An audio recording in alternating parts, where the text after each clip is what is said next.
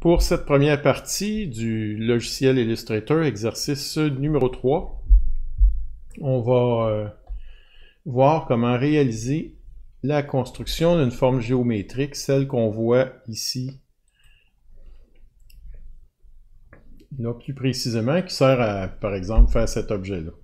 Donc, on a le contour qui est ici. Les constructions géométriques, en général, les gens trouvent ça assez complexe. La façon de les réaliser peut être assez ardue, sauf quand on utilise un logiciel de CAO. Mais l'importance de connaître ça un peu, c'est que ça nous permet de savoir quelle cote on doit ajouter sur un dessin. Et puis ça nous sort un peu du rectangle. Plus vous allez développer vos habiletés en construction géométrique, plus vous allez rapidement sortir de la forme rectangulaire, puis vous permettre des formes un petit peu plus compliquées. Pour démarrer cet exercice-là, vous téléchargerez ce fichier-là et puis vous le sauvegarderez à un endroit adéquat dans votre environnement. On va passer à Illustrator. Voilà. Et puis, je vais démarrer le fichier.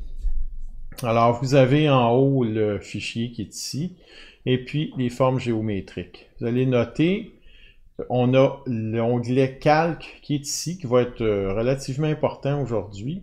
Si jamais vous ne l'avez pas, vous allez dans Fenêtre et puis vous sélectionnez Calque, qui devrait apparaître normalement en haut à droite.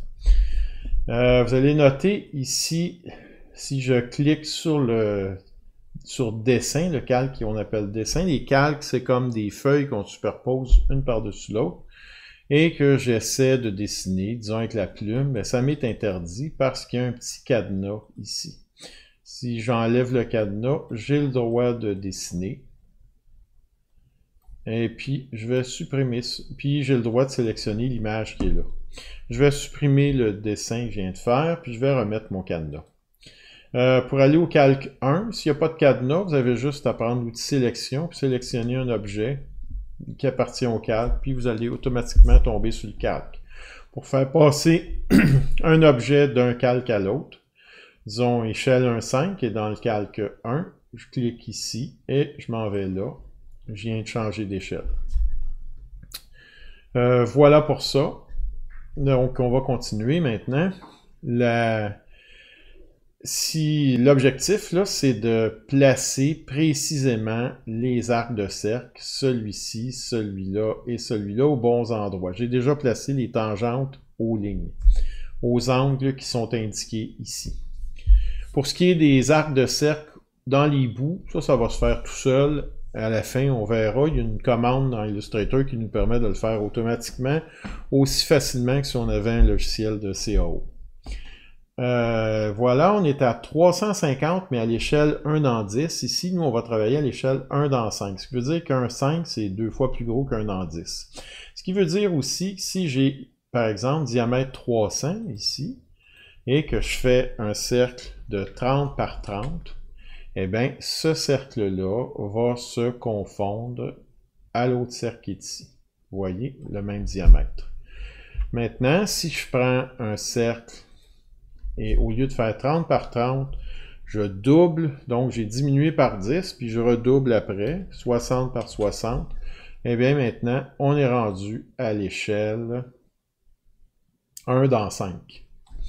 On met ici normalement toujours les vraies cotes, les cotes finales de l'objet, comme s'il était à l'échelle 1 dans 1, même s'il était à l'échelle 1 dans 10 ou n'importe quelle autre échelle.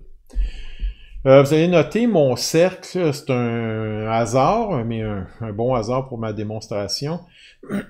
Il n'y a pas les mêmes importances de remplissage et de traits, c'est pas la même façon que les cercles qui sont là. Alors pour ce faire, vous le sélectionnez et ensuite vous appuyez sur la lettre I qui va vous donner la pipette. Vous pouvez le prendre par ici si vous voulez. Et puis vous cliquez tout simplement sur le cercle. Voilà. Fait qu'on vient d'obtenir les mêmes propriétés. Vous allez noter qu'on n'est pas sur le même calque parce que j'ai travaillé sur le calque 1 dans 5. Je vais l'effacer, celui-là. Et puis, pour ce qui est de l'échelle 1 dans 5, je vais bloquer ici. Donc, il n'est plus sélectionnable. On va travailler sur le 350. Illustrator fonctionne seulement quand on génère des cercles en diamètre, donc il faut le convertir. 350 x 2, c'est 700.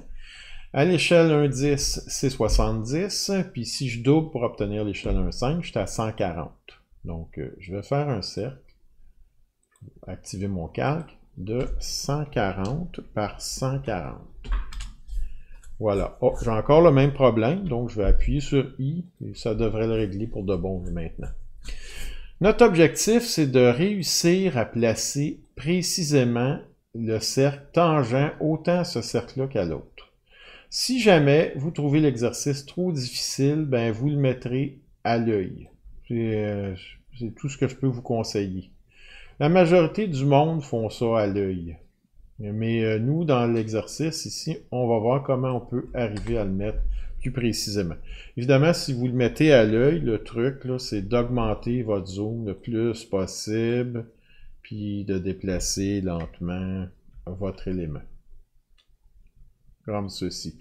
Vous pouvez appuyer sur CTRL pour désactiver les repères, pour le placer. Mais moi, ça ne me suffit pas à l'œil dans cette démonstration-là, alors on va trouver une autre façon. En fait, une seule autre façon. Vous désélectionnez l'objet, vous prenez toujours la flèche, l'outil de sélection, le raccourci c'est V pour cet outil-là. Vous trouvez le point d'ancrage, parce que les cercles dans Illustrator, c'est bâti de cette façon-là. Regardez, je vais prendre l'outil de sélection direct. Je vais juste sélectionner un point. Vous voyez, en fait, c'est des splines, des cercles dans Illustrator, puis c'est composé de 4 points. Comme ceci. On pourrait déformer. Donc, je vais le supprimer. Et puis, si vous prenez l'outil de sélection, vous pouvez trouver le point. Et puis, venez le porter sur l'autre point du dessin. Qu'est-ce que ça nous donne de faire ça? Ben, au moins, on sait qu'on est tangent ici. Puis, regardez, si je prends l'outil pour faire des rotations, que je sélectionne le cercle comme centre de rotation, et puis je prends mon objet, puis je tourne autour, ben je suis toujours tangent. Ce qui veut dire qu'on pourrait, si on avait un cercle ici au centre, situé au centre, on pourrait trouver une construction qui nous permet d'être tangent. Mais ça ne nous donne pas la solution pour l'autre. Alors si je le déplace à l'autre, je fais la même chose. Si votre objet est déjà sélectionné, vous pouvez peser sur CTRL pour trouver les points. Voilà. Et puis, je viens de situer ici.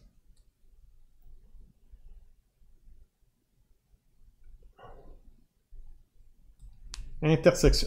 Attendez, je vais le déplacer parce qu'il est possible. Voilà. Point d'ancrage. Voilà. Là, il est situé sur exactement la bonne place.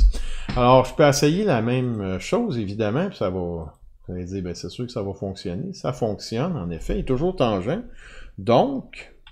Si je pouvais faire ça, je pourrais, c'est au moins une façon un petit peu plus précise. Ici, je sais qu'il est très précis. Là, je ne le sais pas. Comment faire que les deux soient précis? Observez bien la méthode. Je vais d'abord prendre un outil trait, et puis je vais partir de l'intersection jusqu'au centre. C'est important que ce soit écrit centre. Regardez, il est indiqué 95 et 270, ça fait juste me rassurer pour la dimension. Vous avez noté, c'est 85 très exactement, là, pas avec une décimale. Eh bien, je vais recréer un cercle de 95 de rayon, donc 95 fois 2, ce qui va nous donner 190. Alors, j'entre cette mesure-là, et puis je viens situer... Je vais rechercher le cercle, le centre. Là. Voilà, je le sélectionne par le centre pour vraiment avoir le point et je le place ici sur l'intersection. Il y a un outil qui existe dans Adobe Illustrator qui permet de transformer les lignes en repères. C'est situé ici. Dans Affichage, vous allez avoir repères, puis créer des repères. Vous voyez, c'est CTRL 5. Avec les prochains, je vais le faire avec CTRL 5.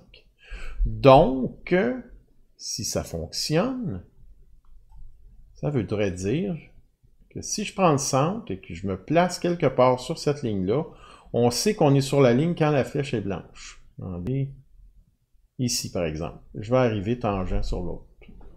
Alors, si je répète le même processus pour l'autre élément, ben je devrais être tangent. Alors, je vais prendre mon point d'ancrage, je vais recommencer ce que j'ai fait tantôt. Aller mesurer. Donc,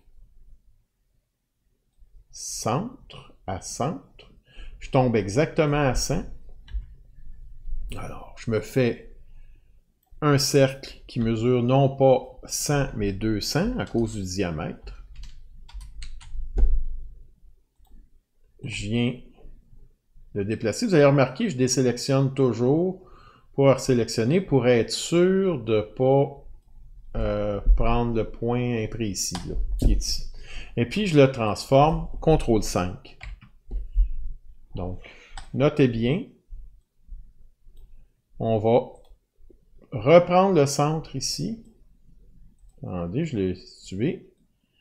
Et je vais aller me placer. Notez le petit symbole qui apparaît. Je vais faire un zoom pour vous permettre de bien le voir. Je prends le centre, puis quand je viens me porter ici, notez un petit symbole d'intersection qui apparaît, qui est différent de l'intersection avec les lignes magenta. Eh bien, quand je suis ici, voilà, je suis tangent aux deux cercles. On va se rejoindre d'une autre vidéo dans laquelle on va faire la construction de la partie supérieure. À tout à l'heure.